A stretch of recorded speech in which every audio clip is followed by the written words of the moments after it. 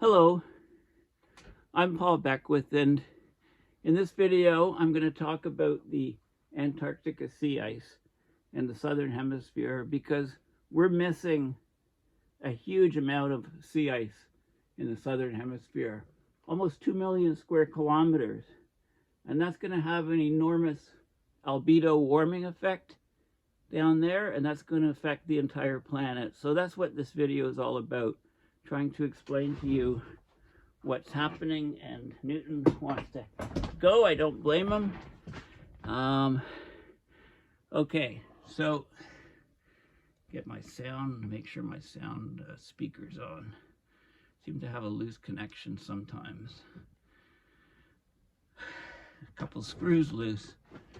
Okay, so what's going on in the Southern Hemisphere? Okay, it's not good. And I've talked about the James Hansen papers where, where temperature is accelerating a lot. Let me just expand. Well, this is fine. Okay, so just a couple of days ago, this paper came out, Yahoo News, this article. We're having a once every 7.5 million years event unfolding in Antarctica. To say unprecedented isn't strong enough. So what's happening? In the past 8 years, excuse me, sea ice in Antarctica has reached a new record low 4 times. The Australian Broadcasting Corporation, ABC, has reported. Okay, the first 3 times ice levels that have dropped in the summer have rebounded in the winter. But during this year, during what's currently winter now in Antarctica, the ice is not reformed. It is not rebounded. So there's huge amounts of regions around the Antarctic coastline where it's bare. There's no sea ice. This is the first time an event like this has been observed, according to physical oceanographer Edward Doddridge.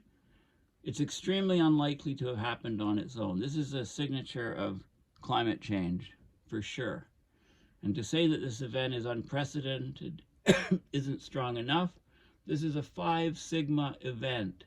I've seen it actually even approaching 6 sigma. Which means that if nothing had changed, we'd expect to see a winter like this once every 7.5 million years. Okay, just from the bell curve, 1 standard deviation, 1 sigma, 2 standard deviations, 2 sigma, etc. 5 sigma, we're way out in the tails of the probability distribution of this happening. If it happened by chance, it would be once every 7.5 million years. Right, so that's not natural variability. It's extremely unlikely that it's just natural variability. The cause, of course, is human activity. It's greenhouse gases, burning fossil fuels, heating up the planet, and the ice is melting. Warmer water, different wind patterns, different ocean current patterns, and melting ice. Now, why does this matter? Well, polar ice is a major factor in the Earth's albedo, or reflectance. The albedo is the amount of light reflected from the surface instead of being absorbed. When there's more ice, the planet's albedo is higher, and the sun doesn't warm it as quickly.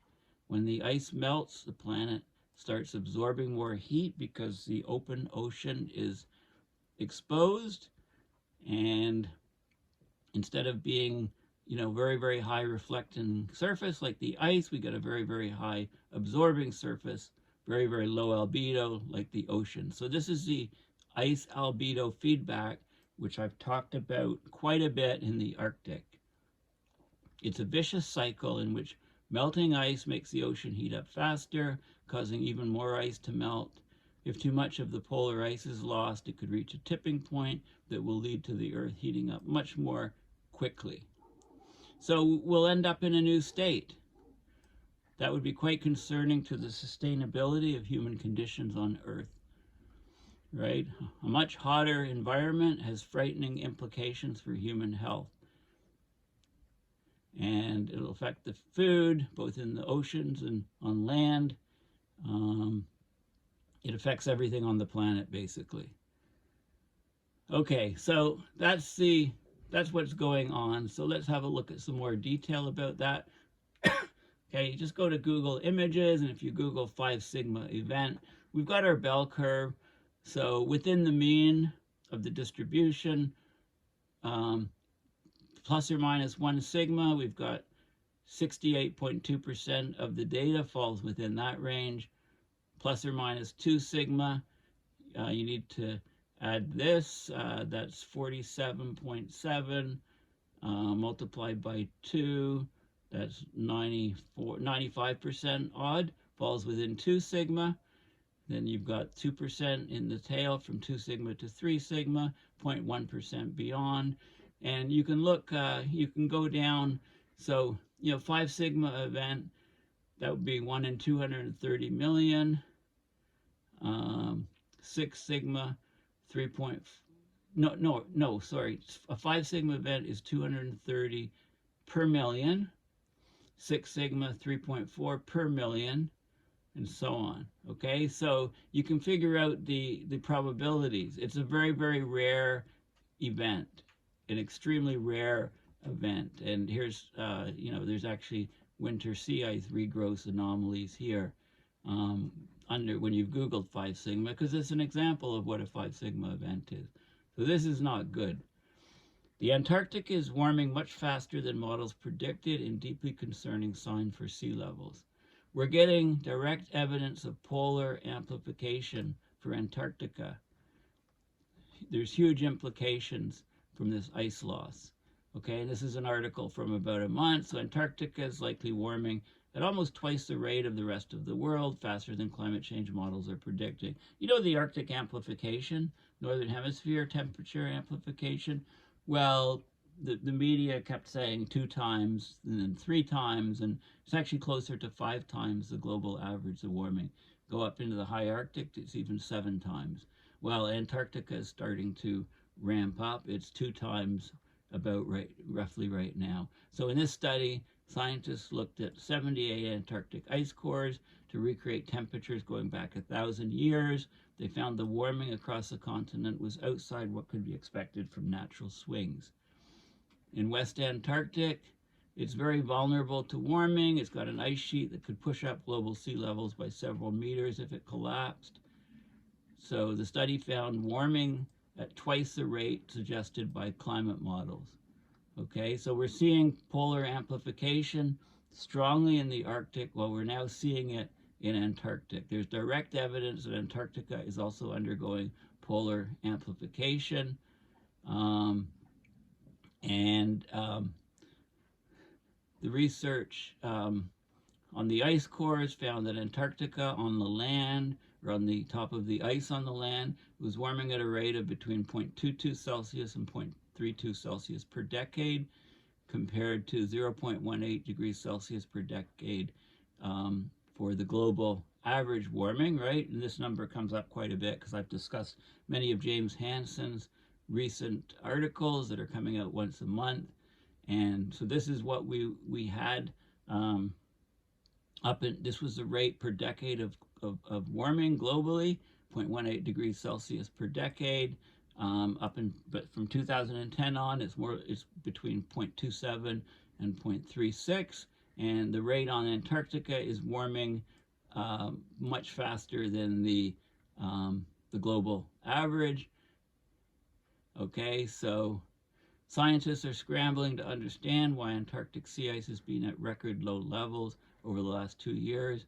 Some suggesting global heating could now be affecting the region. Well, yes, it's a combination of all of these things. Okay, so this is not a good situation with this huge warming in Antarctica. So I went to X, and I'm looking at a couple of hashtags, Antarctic and then Antarctica. Okay, so Antarctic, these are interesting. These are so-called brinicles. So down from the ice, a finger of death. You get this cold brine going down killing all of the marine life right on the bottom, right below it. The Antarctic sea ice decline. Okay, let's have a look at the animations here. So this is a recent animation. Let's start it over again, or let's go here and see what this is.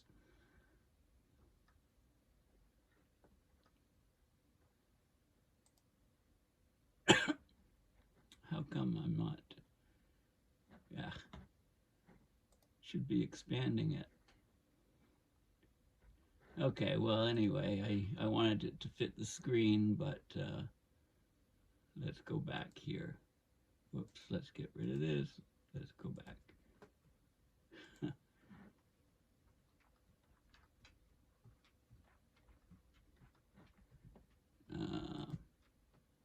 Okay, well, there's good animations. Let's see the top. Okay, so there's new stuff here. But anyway, you can look on X, look at Antarctic, look at Antarctica, and you can see observations of Antarctic land ice mass changes, gigatons per year. This is the end of the world party account, which you might want to follow on X. You know, once every 7.5 million years event is currently unfolding in Antarctica. That's the article I showed you at the beginning. The ice is not reforming, dramatic decline. Calgary researcher who's been up in Antarctica, lowest since 1986. Okay, so you can get lots of info. There's lots of coverage and reposts of this one in 7.5 million year event that's ongoing.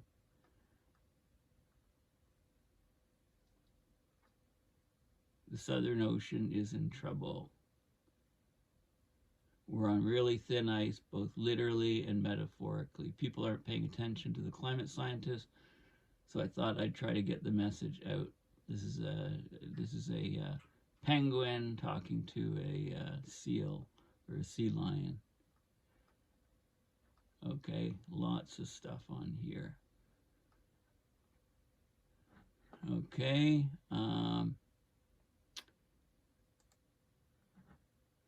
Antarctic. Here we go. Antarctic sea ice extent is in full collapse mode again. This is on October 15th. Look at the drop here. Okay, this is from 1979 to 2023. You know, it was actually increasing at 1.5% per decade for a while, was the trend. And then boom, it's just been collapsing in the last few years. And look at the drop. This is 16 million square kilometers here. And this is about 18 here. 18 and a half. So we're missing 2.5 million square kilometers of Antarctic sea ice as we head into the summer in the Southern Hemisphere. Okay, which is really when it's going to hit off. So here's the animation again. So, you know, it's like it's a pulsing beast and almost completely disappears. February 21st, it reached an annual minimum extent of 1.79 million square kilometers, and that was set the record. And then it's expanding. On September 10th, it reached a maximum of 16.96 million square kilometers, but about 2 million square kilometers below the typical extent. So we're missing a huge amount of ice, up 1.75 million square kilometers, says there. It's about 2 million square kilometers below where it should be. Okay, so those are the key points. The National Snow and Ice Data Center always has good plots, so let's have a look here. It covers the Arctic. This is the Arctic sea ice extent. Now notice when the minimum was reached here, it was about 3.5 maybe million square kilometers. Okay, so to go from here the minimum in 2012, to a blue ocean event requires a drop of, well, if this is about 3.5, a drop of about 2.5 million square kilometers will bring you to a blue ocean event. Okay, meanwhile, in Antarctica, we're missing 2.5 million square kilometers, 2 to 3 million square kilometers of ice. Okay, so the albedo that we can expect when we have a blue ocean event in the Arctic, we're actually going to experience what happens with that albedo drop in Antarctica. Okay, this was, most eyes are on the Arctic and the sea ice there, but Antarctica has gone and done a number on everybody, snuck up there and had, a drop in albedo of a huge area equivalent to what we'd see with a blue ocean event in the Arctic. Okay, I don't know if I've explained that properly, but that's basically what's happening. So here's Antarctic sea ice extent. And this was a peak about September 10th.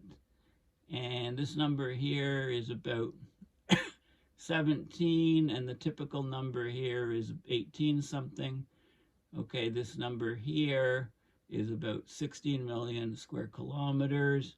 The typical number here is about 18, and this is the record previous minimum in 2022. So it's been dropping and dropping. So if I compare this number to the typical number, right? The typical number, the average of the spread was about 18 million square kilometers.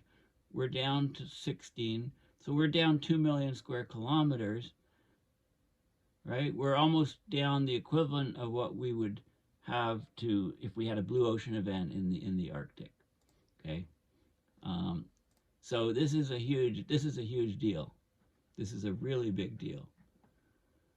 Okay, so how much warming can we expect this summer from the Antarctic effect? Okay, so this paper was published a few years ago. I think it was, published online July 10, 2019. And I've talked about this in previous videos. It looks at radiative heating of an ice-free Arctic Ocean. Looks at the warming we can expect for an ice-free Arctic Ocean. And I would argue that at least from, the first ballpark or point of view, we're missing the amount of radiative heating from an ice-free Arctic Ocean is about roughly equivalent to the amount of heating that we're going to see from this missing Antarctic sea ice, which is going to be experienced this winter, which is the Antarctic summer. Okay, so we're there. We're going to see this, but instead of it seeing this heating all in the northern hemisphere, we're going to see it in the southern hemisphere. Okay, this is vital. This is huge. This is vitally important. So how much heating is there? Well, the complete disappearance of Arctic sea ice would contribute an additional solar radiative heating of 0.71 watts per meter squared to the planet. Okay, so this is what we're going to see this winter from the missing Antarctic sea ice. This is equivalent to the radiative forcing from 1 trillion tons of CO2 emissions. Again, this is equivalent to what we're going to see in the southern hemisphere with all that missing Antarctic sea ice. The added solar heating from complete Arctic sea ice loss would be an order of magnitude larger in the month of May than in the month of September. Okay, so invert that now. So add 6 months to that. So May, June, July, August, September, October, November. Okay, we're almost up to November. So the amount of heating, right, you need to, basically, this applies to Antarctica. The Antarctic sea ice loss so how much does this affect you can put this in an equivalence of time of global warming. So let's read the abstract again. During recent decades, there's been dramatic Arctic sea ice extent. Remember, this is on the Arctic, but we're going to use the numbers in here and say this is roughly what's happening in Antarctica. with the missing Antarctic sea ice at almost 2 million square kilometers. So during recent decades, there's been dramatic Arctic sea ice retreat, and I'll say the Antarctic equivalent. So during the last 2 or 3 years, there's been dramatic Antarctic sea ice retreat. Okay, I'm just writing the paper in my mind right now. This has reduced the top of atmospheric albedo, adding more solar energy to the climate system. There is substantial uncertainty regarding how much ice retreat and associated solar heating will occur. This is relevant to future climate projections, including the timescale for reaching global warming stabilization targets. All these sentences apply. Here we use satellite observations to estimate the amount of solar energy that would be added in the worst case scenario of a complete disappearance of Arctic sea ice throughout the sunlit part of the year. Okay, so in the Antarctic paper, you could say it's the amount of solar energy that would be added with the collapse of Antarctic sea ice in the last several years, and as we approach the Antarctic summer, which we're heading into.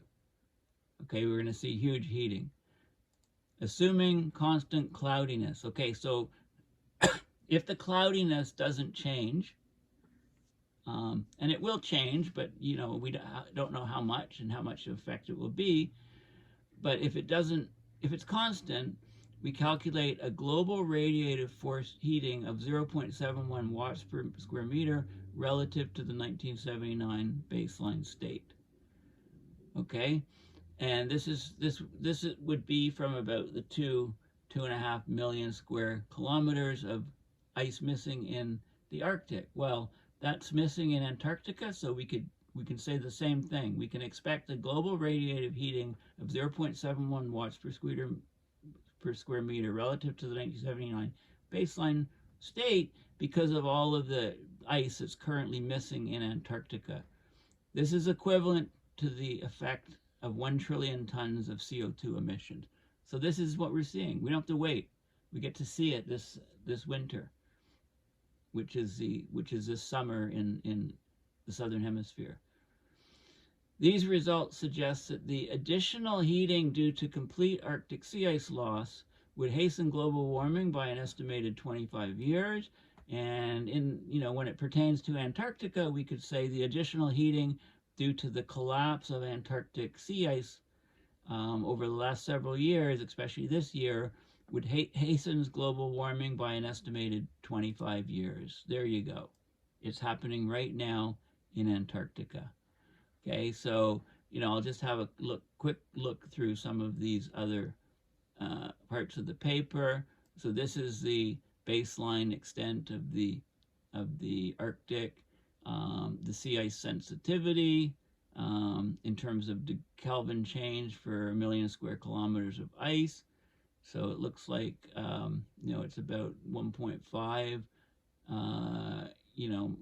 Something like 1.5 here. Global warming for ice-free. Okay, so you can see, a variation here of the amount of warming. There's going to be huge warming. Okay, you can relate these. And here's the Arctic albedo. Okay, and then if we go to a completely ice-free state in the Arctic, if there's a lot more clouds and it's overcast, that will temper some of the warming, right? The open ocean won't see that direct sunlight. If it's overcast, you'll just see diffuse scattered light. So there'll be, the Arctic albedo is still going to drop significantly, but the clouds are going to meter some of the loss of the sea ice. This is a cloudiness baseline estimate here, which is if it doesn't change, and if it becomes cloud-free, this is a drop here. Okay, so the clouds are sort of always a bit of an uncertain factor. This is a global heating that would occur. This is net anthropogenic forcing, and this is the effect of the ice loss. If it's cloud-free, we'll get a huge warming, 2.2 watts per square meter. If it's overcast, it's more like 0.4 watts per square meter. The cloudiness baseline, if the clouds don't change much, this is where we get the 0.71 that I mentioned in the abstract, okay? Okay, so these numbers can pertain directly to Antarctica as well, okay? And it all depends on the clouds over the region where the ice is missing, okay? So that's a key factor. This is showing the absorbed solar relative radiation globally, average globally relative to 1979. Okay, here's what we had 79 to 2016, and this is 79 to ice-free. Okay, so ice-free, you can get huge warming, right, in the Arctic region. So when you apply this to Antarctica, you get a similar thing. So just want to see. The annual mean values of the black and red curves are 0.21 and 0.71 watts per square meter, respectively. Okay, so the average, that 0.71 average, is the red curve. It's the average. It's highest in some months, the radiative forcing, and drops off, but the average is 0.71. So you can expect a similar sort of thing. Just shift this by 6 months because it's the summer months in the Southern Hemisphere. Okay, so this heating with the Antarctic sea ice missing is going to be approximately to what the heating would be if we had a blue ocean event in the Northern Hemisphere, and that's equivalent to the direct radiative effect of emitting 1 trillion tons of CO2 into the atmosphere. As of 2016, there were 2.4 trillion tons emitted since the pre-industrial period due to both fossil fuel combustion, 1.54 trillion tons, and land use changes, 0.82 trillion tons, with an additional 40 billion tons of CO2 per year emitted from these sources during 2007 to 2016. That's per year. Okay, so the additional warming would be, 1 trillion tons, which would be 25 years of global CO2 emissions at the current rate. So this implies that if the Arctic sea ice were to disappear much more rapidly than in current climate model projections, it would drastically shorten the time available to adapt to climate change and the time for achieving carbon neutrality. Well, sorry, people, but this has happened in Antarctica. Already it's happened. So don't be surprised to see unbelievable spikes in temperature. This is it. Over the next year, we're going to see massive, massive changes on this planet to the climate. While everybody's distracted by regional wars affecting a few million people, what's happening right now in the climate system is going to affect literally 8 billion people. Okay, that's the bottom line. Okay, so this paper is open source. Just Google the title and have a look at it. So what am I saying in summary? What I'm saying is we've got a unprecedented, unbelievable 1 in 7.5 million years event happening in Antarctica. Antarctic sea ice is down millions of square kilometers, 5 sigma down. Okay, I've shown you the trends. The continent itself is warming. We're getting Antarctic polar amplification. You can look at all of the posts and see other posts and see how Antarctica is changing. Okay, it's just the ice is collapsing. The ice collapsing is causing massive loss of albedo, and that massive loss of albedo in Antarctica is roughly, call it 2 million square kilometers, which would be about what we need to decline the Arctic sea ice to decline to have a blue ocean event, which would then cause an additional solar radiative heating globally of 0.71 watts per square meter to the planet. This is equivalent to 1 trillion tons of CO2 emissions, or 25 years of global emissions. And it's going to, the warming is just going to take off like crazy because of all that missing Antarctic sea ice. Make sure you watch my previous videos on Hansen's work, because there's lots of things that are happening which has basically triggered this massive collapse of Antarctic sea ice. But once triggered, it's like you've taken the cork out of the bottle, the genie's out of the bottle, and the warming is going to reinforce and accelerate even more. And add on and the El Nino, whether it fizzles or becomes a super El Nino, and we're going to see unbelievable warming and effects happening over the next year like we've never seen before with humans on this planet in Earth history. I can't emphasize this strongly enough. This is craziness going on, and the world is going to be flabbergasted. It's going to be basically hit with a sledgehammer by the climate over the next year. I can't emphasize this strongly enough. Please go to my website, paulbeckwith.net, and donate to my PayPal account to support my research and videos. And thank you for listening. Bye for now.